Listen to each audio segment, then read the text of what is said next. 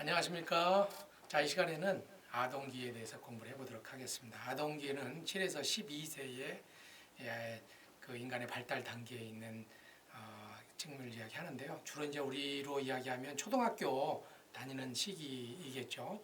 그래서 초등학교 다니는 시기가 또 인생에 있어서 굉장히 중요한 시기인데 이때에 어떤 그 여러 가지 발달 단계가 어떻게 이루어지고 있는지에 대해서 자세하게 한번 살펴보도록 하겠습니다.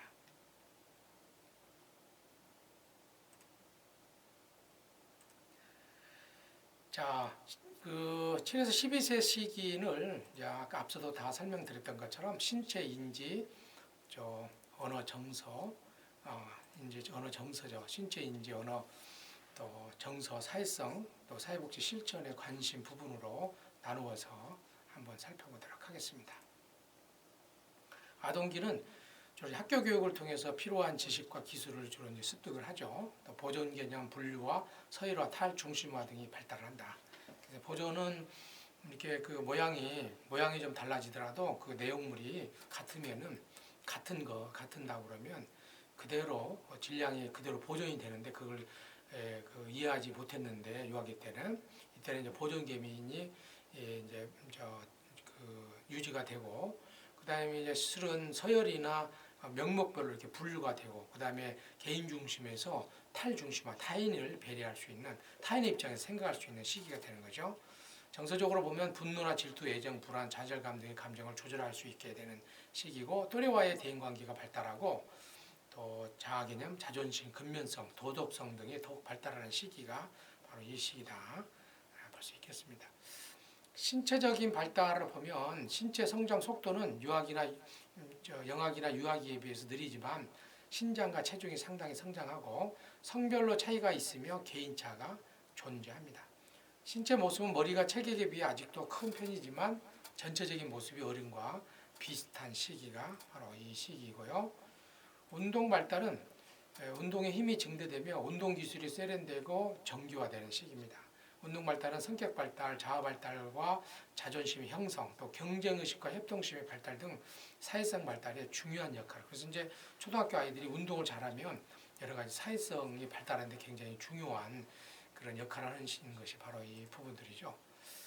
지각은 유아기와 달리 발달에 중요한 변화가 좀 일어나지는 그만큼 많이 발달했다는 거죠. 유아기 때 탐색 전략, 논리적 조직화 능력이 주로 발달을 하고 그다음에 이제 기억 발달을 보면 기억 전략은 기억 저장고에 정보를 집어넣거나 인출하기 위해 사용하는 의도적인 활동들인데 시연이나 조직화, 형상화 등을 통해서 그래서 이제 시연이라는 것은 이제 이렇게 리허설 해보는 거죠. 또 내지는 조직화라는 것은 비슷한 것끼리 묶어가지고 한다든지 아니면은 어떤 부분에 대해서 그 어떤 형상화라는 것은 이미지로 결합을 시켜가지고 기억을 한다든지 그래서 이제 나름대로의 기억 전략을 가지고 어떤 그 공부한 내용을 이렇게 좀 저장한다. 또 변형 기억도 중요한데 기억을 더욱 증진시킬 수 있는 방향으로 전환하는 능력.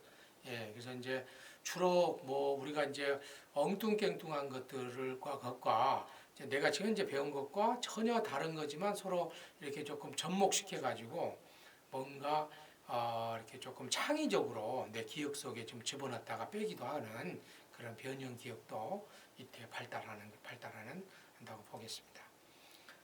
인지 발달은 피아제의 인지 발달 단계에서 구체적 조작기에 해당이 되는데 보존 개념 분류와 서열화 등이 가능하다.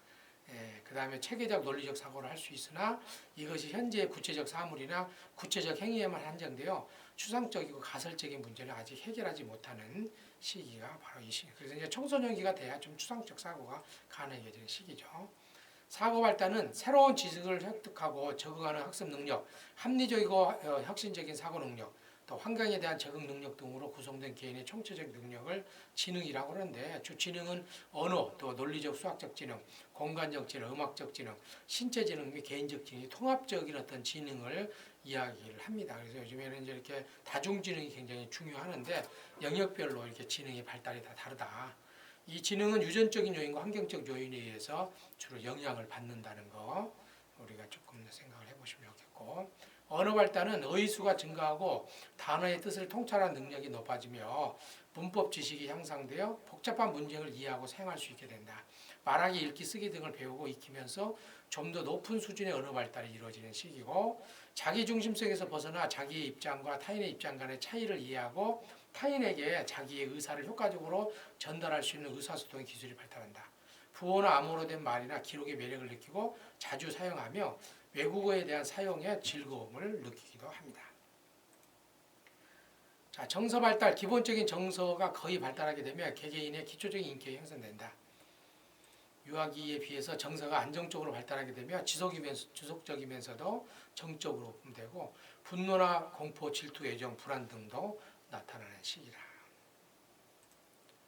자, 자아 발달.